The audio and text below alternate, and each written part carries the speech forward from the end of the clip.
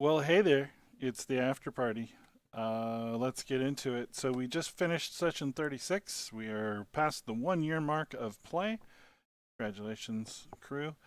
Um, Still no additional prep required this time. We hadn't quite gotten to the camp activity until tonight. We finally did. Prior to next week, I'll need to prepare the dungeon that they are being sent into. Um, we did do the rocks encounters. Again, I prepped all of these several weeks ago, and we just got around to using this one. So they're done. They cannot earn any more points from trophies with the people, so they've just got the one thing to go do, and that's good. They could potentially have skipped it, but the camp encounter didn't go very well for them, and it's kind of predictable. A party of adventurers with access to a bunch of abilities are going to want to use them. It's D&D. They should theoretically want to do this, but they're kind of cheating at sports. So, not the most respectful, honorable thing to do. Anyway, so camp encounter. They're supposed to go to camp and have things happen. They never did. They um, killed the rocks that because they decided to rest, and I had the rest cause a monster encounter to happen where they were, and then they killed those monsters because, as was said on the stream tonight, they buzzsaw into everything. Fair story, true story, and they wound up cooking the rocks. Made a little joke out of that. It was great. The tribespeople came to them, and then they had a big party, big old barbecue, enjoying everything. And then I decided to do the neck wrestling competition there with the barbarian. I had statted him out of some minotaur, right? Just looking for some humanoid that was beyond normal strength.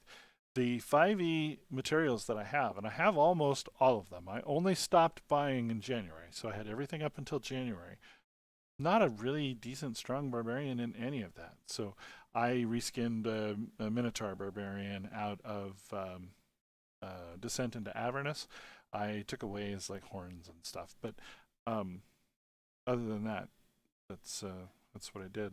And I may have this guy come back. We'll see. He could be like a backbiter type character, but only if it's interesting. Anyway, they're fixing to move on. They're almost done with Thousand Bones. One more task to do for him, and could have theoretically been done tonight if they'd played all that straight up. But they didn't. They didn't even really try to hide the interference of characters casting spells from outside the competition and stuff. And I mean, these are people that live in the world, so they're quite likely to have understood that that's what's going on. And again, no efforts were made to hide really any of it. So Rumble won his competition, but I was kind of hoping for it. It fit into his character. When I read it, when I was preparing this section, I thought immediately of him, and I had higher hopes. But I don't want to control them. I want to let them do what they're going to do, even if it's sometimes to their detriment. So that's it. That's it for session 36. Closing in on the end of this part of chapter 4 at least. So yeah, coming down to the end of the wire for Monday Night D&D. Haven't had any comments or questions yet. Honestly, I would probably spin this series down because I don't know that very many people are watching it in the way it was intended. But I suppose I'm a bit of a completionist that way, so we'll go ahead and finish it. If anybody has any need of anything that I can do, just let me know, and insert tagline here, I suppose. Take care, everybody.